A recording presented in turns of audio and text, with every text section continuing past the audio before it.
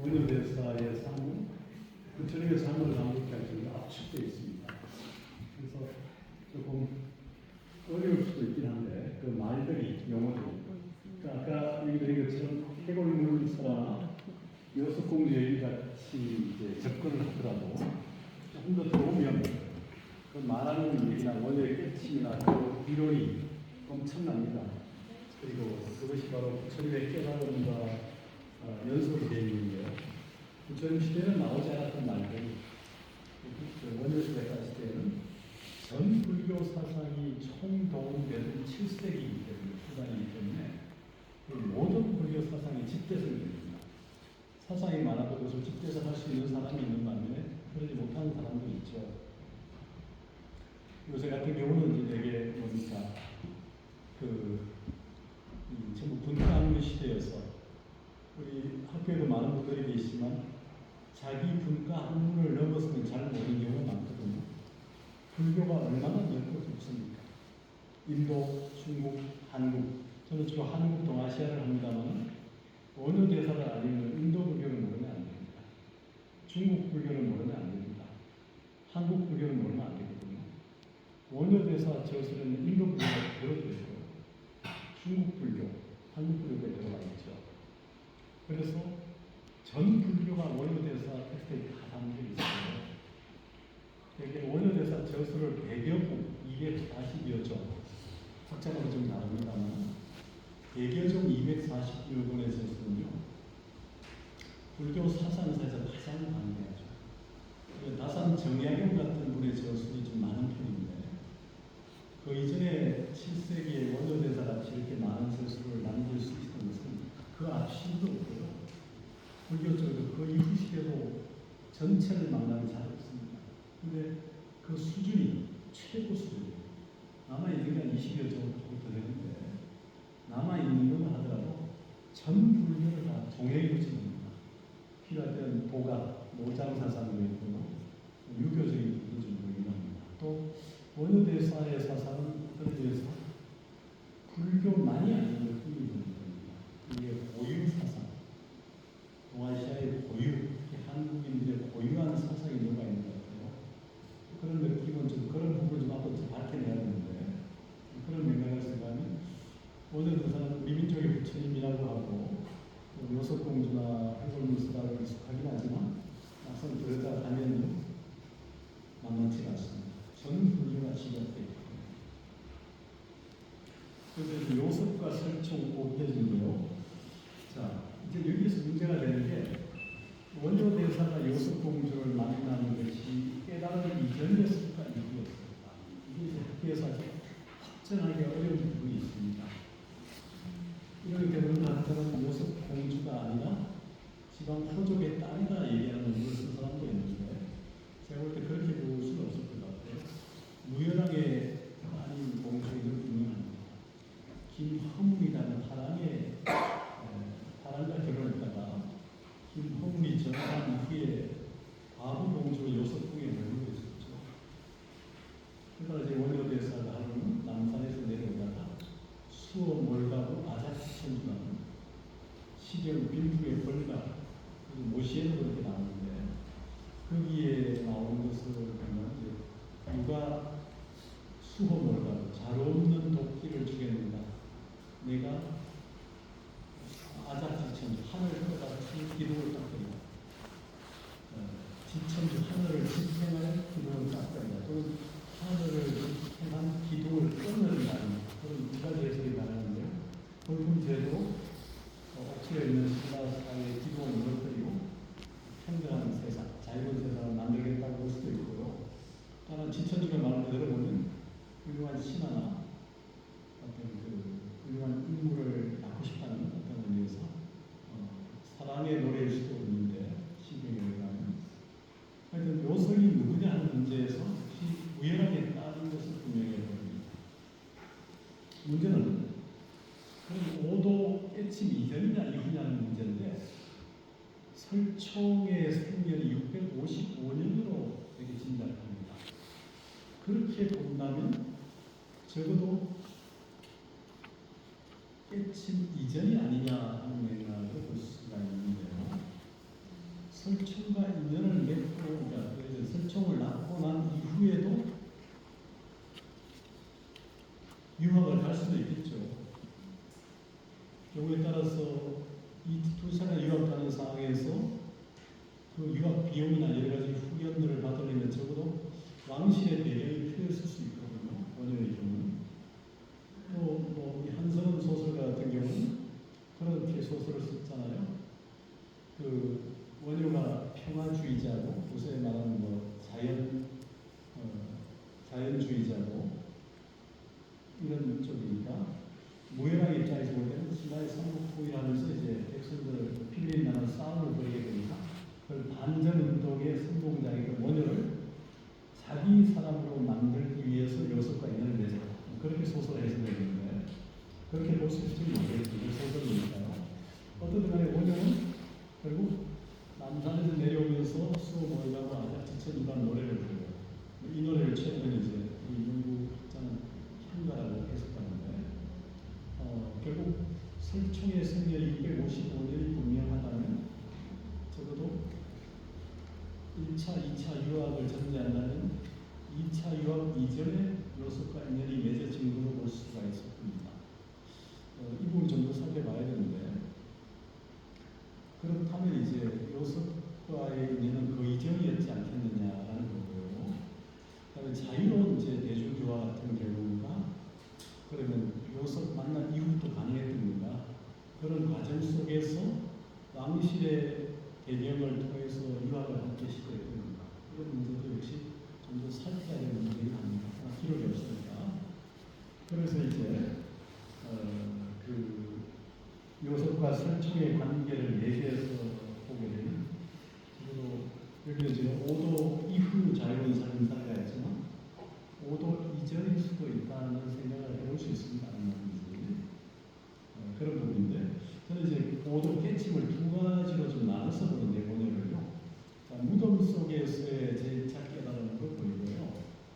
분황사에서 화엄경 10회양품을 이제 추석하다가 문자에다 30개가 가득한 골방에서 화엄경 10회양품 보살이 중생을 향해 빼앗아야 되는 품을 추석하면서 골방에서 문자 책에 뿌리가 나고 책에 기운이 가득한 곳에서 붓으로 글을 쓰는 것에 대한 나름대로 자괴감 내지는 성찰을 통해서 붓을 끊고 거리로 뛰쳐나오잖아요.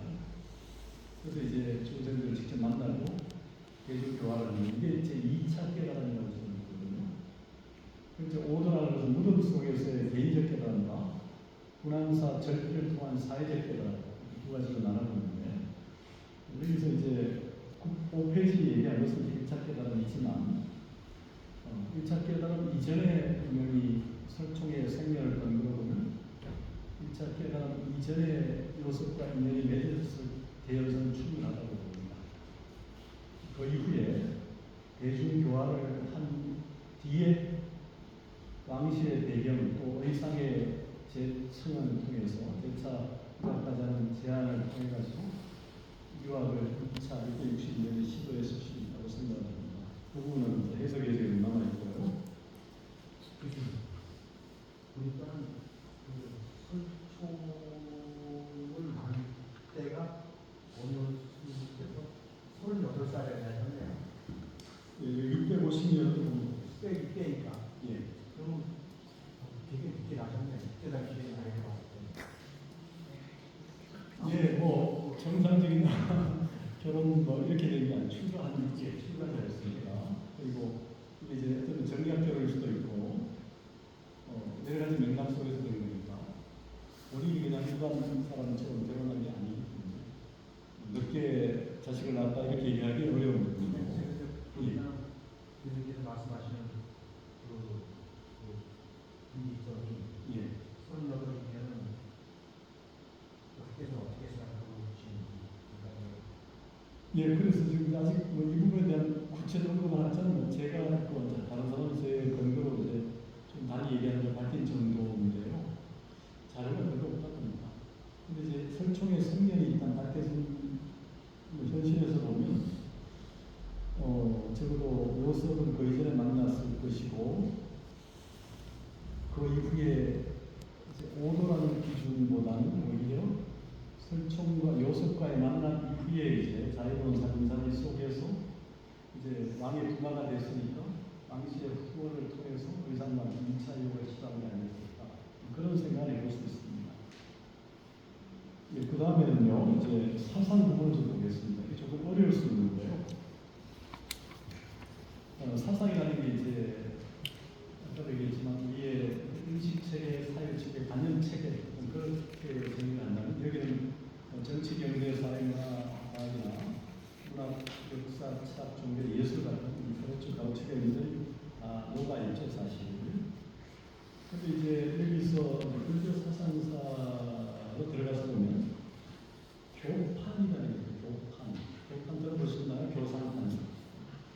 여러분 이제 그 가장 나중에 장작을 쌓으시면 가장 나중에 온 장작이 제일 위에 오죠. 연탄재를 쌓으셨나요? 가장 나중에 온 연탄재가 제일 위에 오죠. 자, 인도의 범어 경전들이 역경 성들에 의해서 많이 주게 번역되니까 한국 글자들이 어느 경전을 먼저 봐야 되고 어느 경전은 나중에 봐야 되는 거죠. 어느 경전이 최고의 경전이고 어느 경전이 나중에 경전이고 이런 나름대로의 고민을 수당시대 이전에는 그냥 이렇게 해석학적인 이론은 많지만 수당시대 이후부터 이제 이게 우월성의 측면으로 변질됩니다. 그것들은 이제 종파가 됩니다. 이제 천태종이 종파는 제일 먼저 형성되는데 천태 시자대사가 양자 남쪽에 있는 교파는 남삼, 삼종로, 북쪽에를 7종파, 남삼 북치대에서 그렇게 얘기하는데 그래서 많은 경공이 번역되니까 어느 것이 먼저 쓰여졌고 그게 시간적으로 내용과 형식적으로 이제 또 어느 것이 어떻게 이렇게 이런 설명이 생기면서 천태는 이제 58교판, 4교판, 4교판 추가해서 8교판하죠. 합법 4교, 판의 4교. 내용을 가지고 형식을 가지고 추가해서 5교, 8종판 그렇게 나누는. 그러니까 한번 따라해서 후레거사. 후레거사. 가장 뒤후자, 올레자, 덜끝자 이상 가장 나중에 오는 장작이 제일 위에 온다. 그렇죠? 자, 우리 학술회를 할 때 제일 먼저 하는 사람이 제일 대가일 수도 있고 제일 마지막에 하는 사람이 제일 대가일 수도 있어요. 그죠? 근데 문화일보 10주년 참관 때인가요? 그때 제가 칼럼 나눈 적이 있어서 롯데호텔에서 이제 한번 가본 적이 있는데 그때 김대중 정부 대통령 DJ가 온다고 해서 DJ 옆에 누가 안 하냐 의전상에 문제가 심각하더라고요. 삼성 회장이 아니고 LG 회장이 그런데 의전상의 문제죠. 그러니까 부처님이 어떤 경전을 먼저 쓰라고 나중에 쓰였는지를 사실은 확정하기 어려운데 경전 성립사의 근간은 지금 경전은 아함경이 제일 먼저 초기 경전입니다. 아함경, 아야경, 도타경 이렇게 가야 되는데 천태종은 그게 아니라 부처님이 처음에 제일 먼저 깨친 이후에 화엄경을 쓰였다는 거예요. 3칠 동안. 그 중에 초칠을 선정해야 되고 제2칠에 화엄경을 써서 화엄식을 설정하고 있어요. 근데 500명의 비구 대중들이 일찍이 듣지도 보지도 못했던 내용이라서 자리를 다 뜬다는 거죠. 그래서 이래서 안 되겠다 하고 좀 쉽게 쓰란 것이 녹양원에서 녹원시라고 하는데 12년간 아함경을 써셨다는 거죠. 장중 작전이고. 그 다음에 다시 방등부라고 해서 8년간 방등부로 이제 천태대사는 유마경하고 사익범처 소문경을 이전하진 않는가 계속 일반경을 방등경이라는데 방등부를 8년간 쓰셨다는 거예요. 그 다음에 반야부 경전을 21년 동안 22년 쓰셨다는 거고 마지막에 도파경을 8년 그리고 1을 열반경을 쓰셨다는 거죠. 온라인으로 이렇게. 그래서 함께 보면 49년이 됩니다. 그러면 가장 나중에 쓰는 경전이 사실은 도파경이잖아요. 천태종은 도파경을 소위 경전으로 하니까 문명구석으로 하니까 열반경 뒤에 붙은 거. 그러니까 천태종에서는 도파경이 가장 나중에 쓰는 가르침 최고의 가르침 이렇게 얘기하는 거죠. 화엄종은 그렇지 않습니다. 화엄종은 법장이 중국 법장 한 사람 불순 지연 파업인데 의상의 스승은 지연 그 사제의 옷장 회사라 5교 10종판을 세우면서 그 제일 처음에 소승교를 쓰다셨다는 아함계를 기록한 이것은 6종파.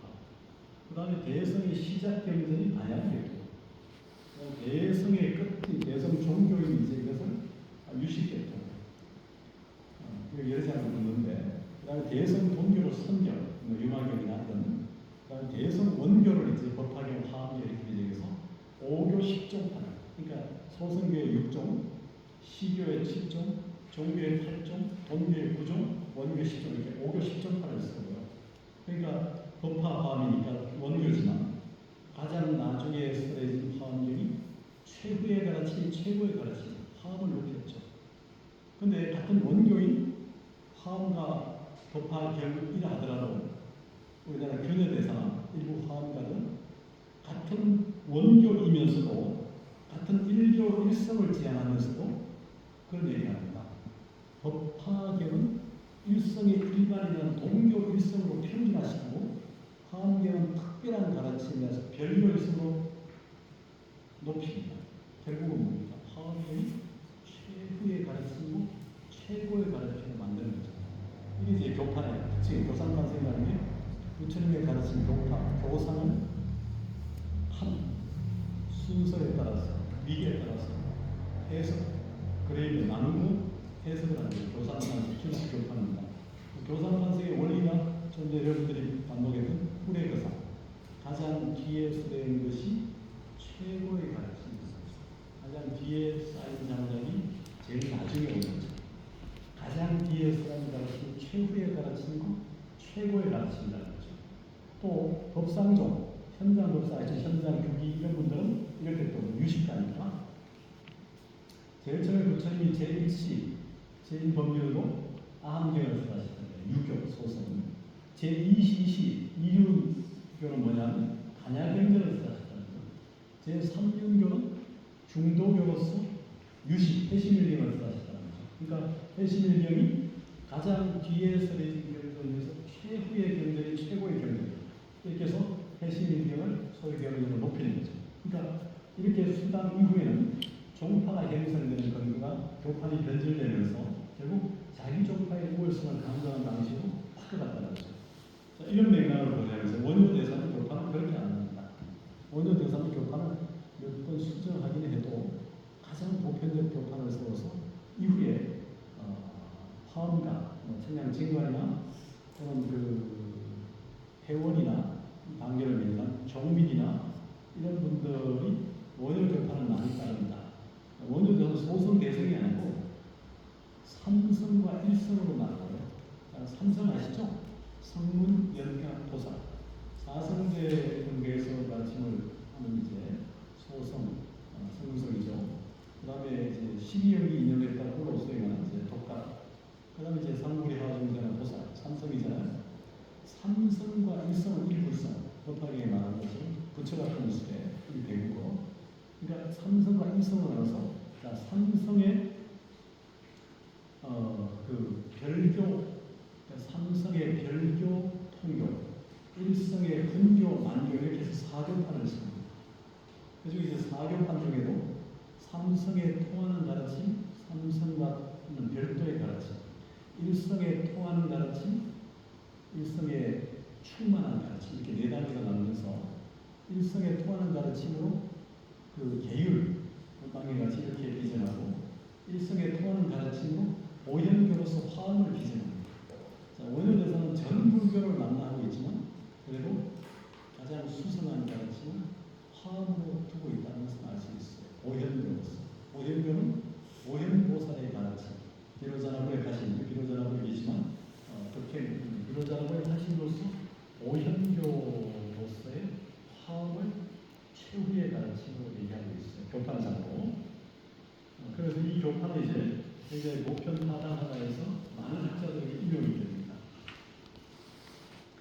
자, 그 다음에 이제 그 교판 넘어가겠습니다. 좀 복잡합니다. 그 다음에 이제 그 9페이지 보겠습니다. 자, 원효 사상의 핵심을 뭘로 봐야 되느냐 하는데, 자, 아무래도 대선 기식의 핵심 주제가 인심이죠. 대장경을 한마디로 얘기하면 마음신자 이렇게 얘기하는데 사상사도 이제 원효의 일심, 진울의 진심, 태고의 자신, 나홍의 무심, 성어 휴정의 선심, 경어 성우의 조료심은 조심 기출조자, 만의 오직일자 선열자, 유심, 성처 선사에서는 도무심을 줄여 돈심이라는 말을 좀 만들었습니다. 돈심, 심을 보편적인 하나의 기호로 하면서 그 나름대로 철학가에서 자기의 철학적 키워드, 주제어를 결국 가지고 있느냐 없느냐가 중요한데요.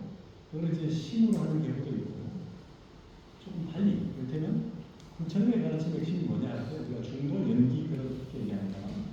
중이라는 잣대를 통해서 모든 존재의 일반을 관찰하는 그런 부처님의 가르침을 중간이라는 거예요. 제일 간단한 용수보다는 공이라고 하는 잣대로 모든 존재를 분석하는 공간의 입장을 취한다는 거죠. 우리나라 고구려의 삼농가했던 성난대사는 발을 전자, 무덕전가, 얻을 바 없는 발을 전자, 정관이라는 의미로 자신의 철학적 체계를 써요.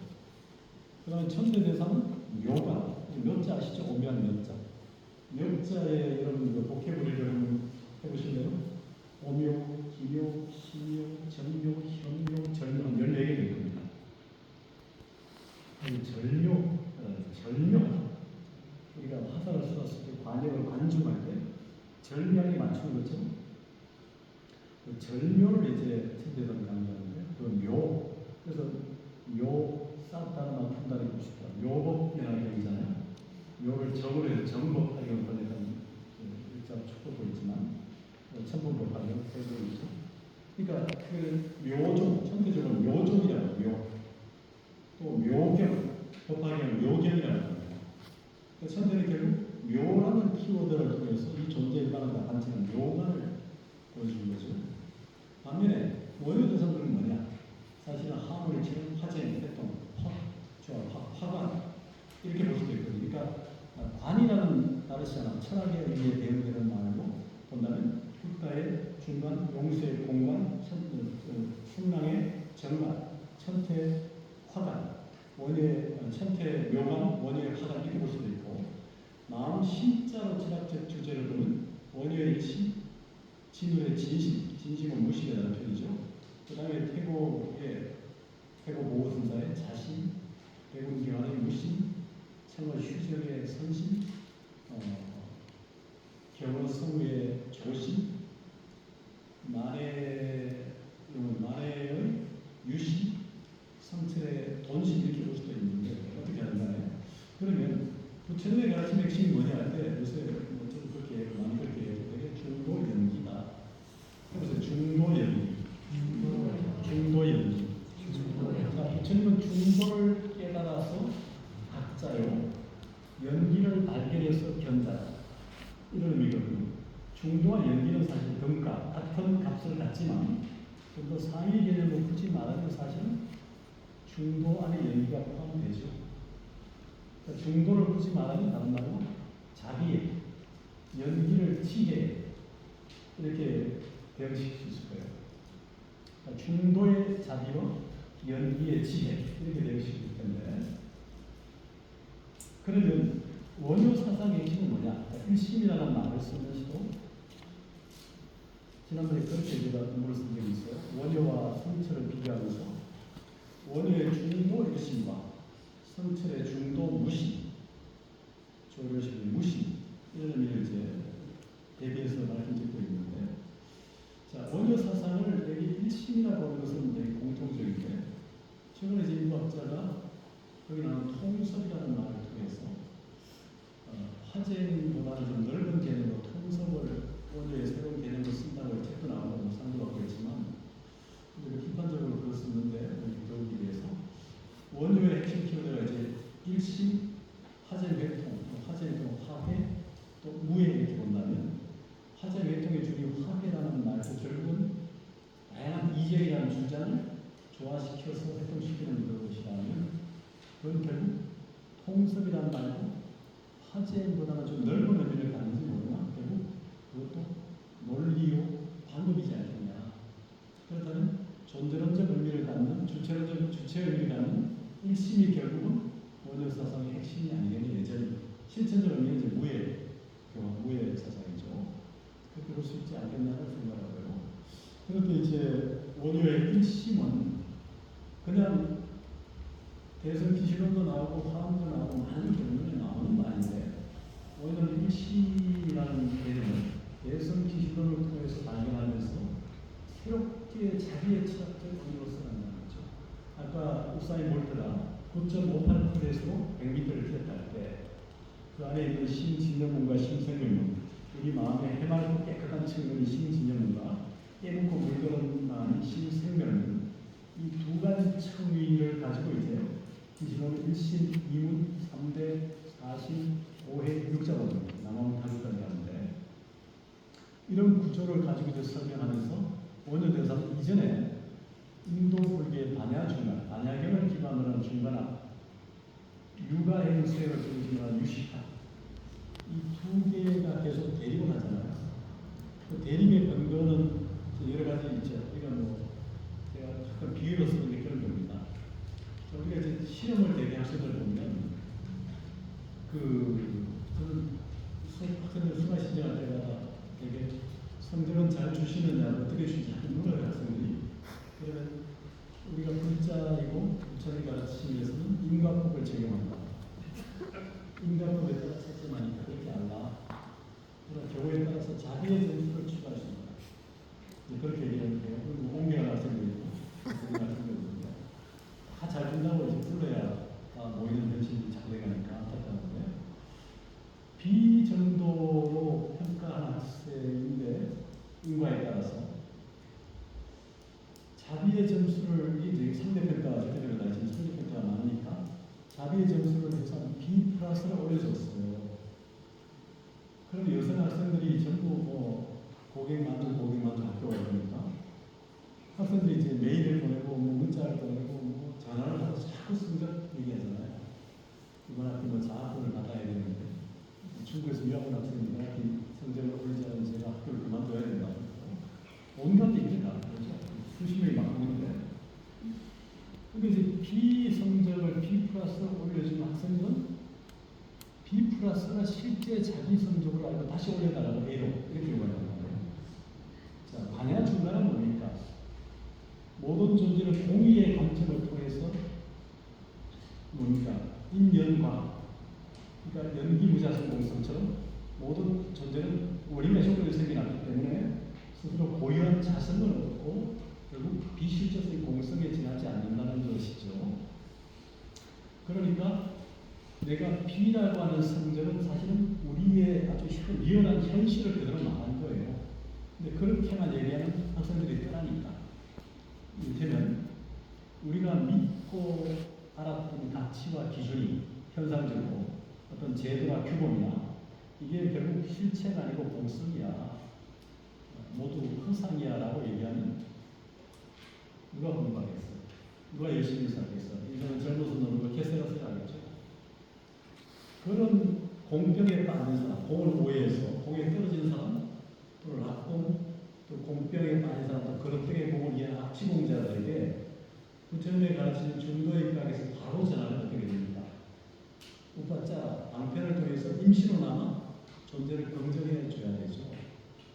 비록 반야 중간에서 위의 제도나 규범 같은 것이 실체가 아닌 공성이라고 얘기하지만 그러나 양파라고 하는 것은 결국 껍질을 까면 사실 아무것도 없지 않아서 껍질밖에 없죠. 그렇다고 해서 양파 자체의 현상이 없는 건 아니지 않느냐. 그러니까 양파라는 현상을 임시로 인정해주는 가유의 입장에서 B 플러스를 줬잖아요. 성적을. B인데 근데 사람들은 본유 또는 신유나 실제적인 모습의 존재인 반야 공간의 입장에서 얘기를 해도 자신들이 현상적으로 믿어온 사람들에게는 이게 실체가 아니라고 얘기하면 공평에 빠지고 그런 때에 오해하니까 임시로 존재를 긍정해주는 가류의 유식을 육아 유식을 제한한단 말이죠. 가류죠. 그런데 사람들은 가위를 또 실로 집착해서 또다시 요구를 하고 A를 요구하고 또 다른 단계를 나아가려고 하니까 이게 문제인 거죠. 그러니까 중간과 유식이라는 게 계속 대립하는 거죠. 우리 현상을 부정의 시각으로 바라보는 반대중간과 우리 현상을 긍정으로만 바라보려고 하는 유식의 입장이 계속 부딪히니까. 그래서 원조 대사는 이 갈등을 극복하기 위해서 대성기신론을 발견하고 대성기신론을 그렇게 얘기합니다. 먼저 반야본가는 용수보살의 반야본가의 텍스트는 중론이나 시비운동 같은 경우는 우리 현상을 부정하기만 할 뿐 긍정하지 못하고 타이불입이라는 것은 타이불 논파파하기만 할 뿐 수립 정립하지 못하고 이거를 되게 왕이 불편한 우리 현실을 부정하고 떠나서 현실을 두루 긍정하지 못하는 왕이 불편론이라고 규정을 합니다. 이게 철학적인 수사학입니다. 반면에 유가 유식은 이렇게 얘기해요. 원효대사의 표현입니다. 가유로 임시로 인정했더니 사람도 거기에 가유에 집착하다. 그래서 이건 뭡니까? 이비불파. 수립 정립하기만 할 뿐 논파 타파하지 못하는 담론. 이걸 달리 말해서 뭡니까? 여의불탈론. 수여 부여 주기만 할 뿐 탈취 빼앗을 줄 모르는 논리다. 논서라고 그러죠. 유식은. 근데 대성기신은 그게 아니라 무불파이화나 깨뜨리지 아니함이 없으면서 또 도리어 회화하고 무분립이 자리하다. 수립 정립하지 아니함이 없으면서 스스로 부정할 수 있다. 그래서 전개와 통합이 자유자재하고 그러니까 이게 뭐 입파무예 그 다음에 전개와 수립이 자유자재하고 이렇게 얘기하죠. 입파무예, 계약자재하고 입파무예 수립과 파파의 걸림이 없다. 이게 바로 대성기신론으로 정의하는 거예요. 그러니까 중간과 유식의 대립을 종합, 지향, 법세 가지는 이런 논서가 대성기신론이라는 말로 원효 철학의 기반을 대성기신론의 일심으로 잡습니다. 그러니까 원효는 일심의 철학을 자신의 철학으로 써요. 이런 맥락에서 일심을 얘기하는 1단계. 그 다음입니다. 그 다음에 원효대사 동의하는 두 번째인데 우리 그 프린트의 11페이지입니다. 원효대사가 중간과 유식, 중간에 중론이나 용수보살의 12문론, 제자의 제바의 백론처럼 또 유식의 뭡니까? 미륵이나 무착 세침의 12문론입니다. 그 유가론이나 또는 이런 논서 이런 것들이 갖는 한계를 이제 비판하고 열애장을 선하는 기시론으로 이제 일심 이후의 구조를 통해서 설명을 하면서 무분립이 자기라고 무분파에 반응하며 계약자재, 입파무예라고 얘기했던 기시론을 얘기하면서 지금 중간과 유식을 종합지향하는 1단계 그 다음에 2단계입니다. 자, 기시론에서는 일심은 아래야식이고 중생심이고 열애장이고 진여이고 대성이라는 말을 써요. 그런데 일심이 아까 중생심이라 했잖아요. 중생, 부처님 아니야. 그렇다면 원효대사가 고민한 게, 자 우리가 눈으로 보면 안식 있죠? 안건이, 건이, 대상이 경을 연해서 식이 생기잖아요. 그 시각이 대상을 향해서 보는 안식, 보는 눈이 되는 안식, 이식, 냄새 맡기, 걷는 이식, 코 냄새 맡는 비식, 맛을 느끼는 설식, 터치하는 촉식, 아니 비설, 신이죠, 뭐 신식이죠. 이게 감각적 의식이잖아요. 올총괄한 제6식이 영을 의식이죠. 대상을 요, 별, 경, 대상의 경을 구별, 식별해서 아는식. 눈은 보고, 귀는 듣고, 또는 냄새 맡고, 혀는 맛보고, 몸은 부딪히는 그 개별적으로 한 요별적 의식이 제6식이죠. 우리의 보통 의식입니다. 근데 요거 밑에 더 들어가서 자의식이 아치하게 아래라는 네 가지 번뇌를 수반하는 의식이 자의식이 있어요. 에고의식. 이게 제7 말라식입니다. 그 다음에 그 아래 실천 마음이 제8 아래야식이죠. 이 인식과 경험을 저장하고 네 주체가 머무는. 자, 제8 아래야식인데 이 제8 아래야식은 뭡니까? 진식과 망수 아직 망식에 머물러 있는 아래야식과 진식과 망식이 공조, 동거하는 진망화합식인 열애장이 같으냐 다르냐 이 문제를 고민하면서 오늘 대성지를 이장이라 씁니다. 이장, 번뇌장과 속상, 마음의 장애와 무지의 장애를 해요. 그래서 열애장과 아레아식을 통합하는 횟수가 이장인데 일심이 열애장이고 아레아식을 했잖아요. 그러나 아레아식은 좀 범주가 좁고 열애장은 좀 넓다고 얘기합니다. 그래서 2단계는 바로 아레아식과 열애장을 통하는데 아레아식은 신열이고요.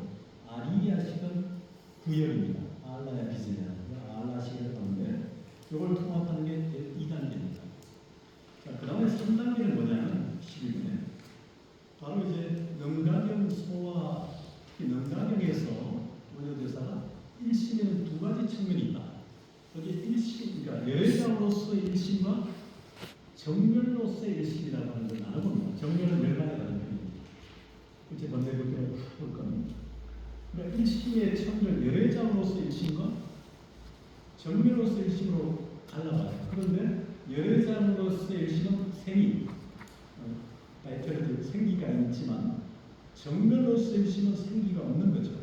이렇게 갈라보는 차원이 바로 대성이심은 소입니다. 만년자인, 대표자입니다. 근데 마지막에 대성지심은 소 이후에 대성 건강산매경에 대한 주석이 있죠. 건강산매경 신화성경에 거기서는 본법일심이라 나와요. 본법일심. 본법일심은 자 일심 바깥에 신진여 신생멸이 있다 했잖아요. 그 일심과 신진여 그 결과의 모습이고 일심과 신생멸의 원인의 모습으로 보는데 인도 아니고 화도 아닌 비인 비과로서 바깥에 본법일심을 따로 설정하는 게 원효입니다.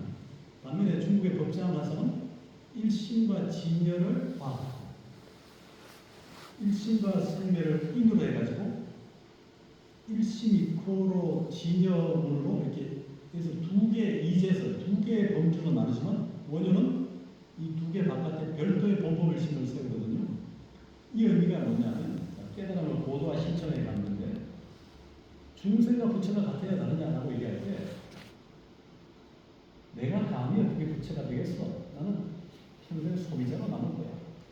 난 이렇게 살 거야 라고 생각하는 사람에게는 아니야, 너나 부처는 다 80을 가지고 있어.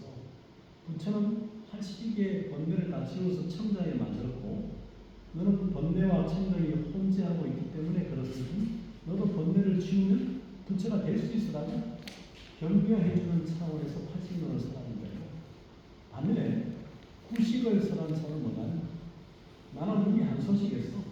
감히 누가 나를 가르쳐.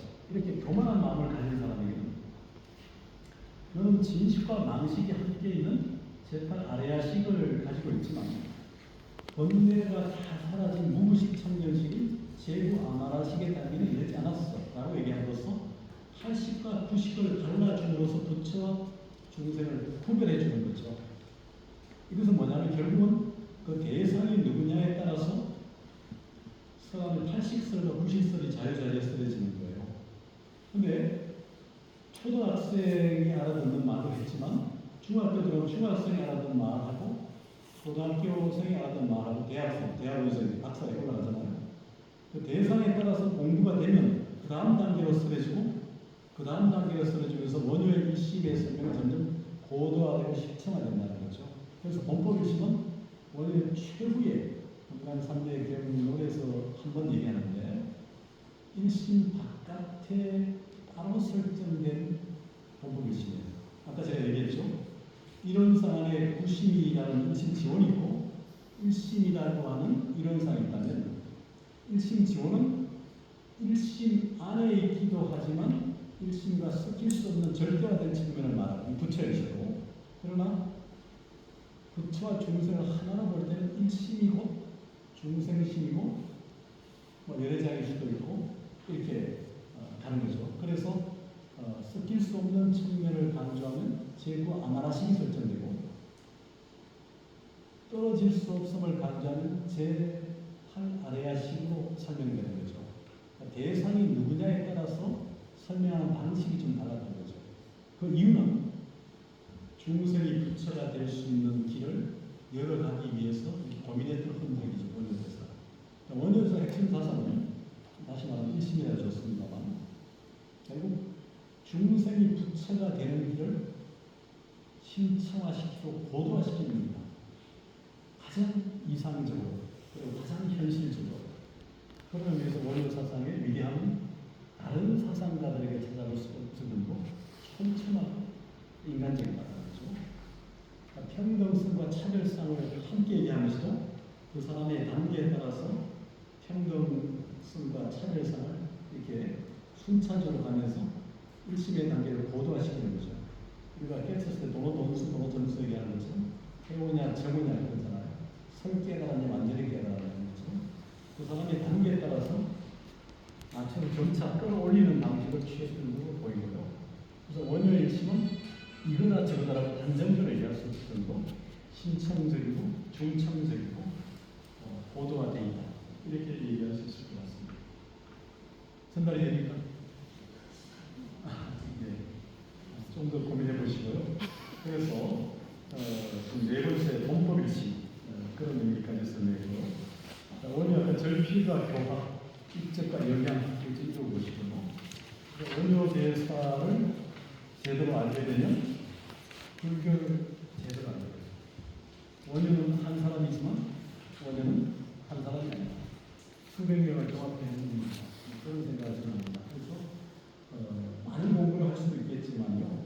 다 해와야 되지만 저 초기 불교 아함부터 이타야부터 반야 중간 유가 유식 또뭐 외전 정토 하원 천태 유식 밀교 또 예육 이게 쭉 해오지만 결국 원효로 되면 밀교 부분은 잘 안 보이지만 그래도 나란히 있으니까 얘기할 수 있지만 전 불교가 다 집약되어 있기 때문에 원효 대사를 제대로 알려고 노력하면 불교 공부를 정말 깊고 넓게 합니다.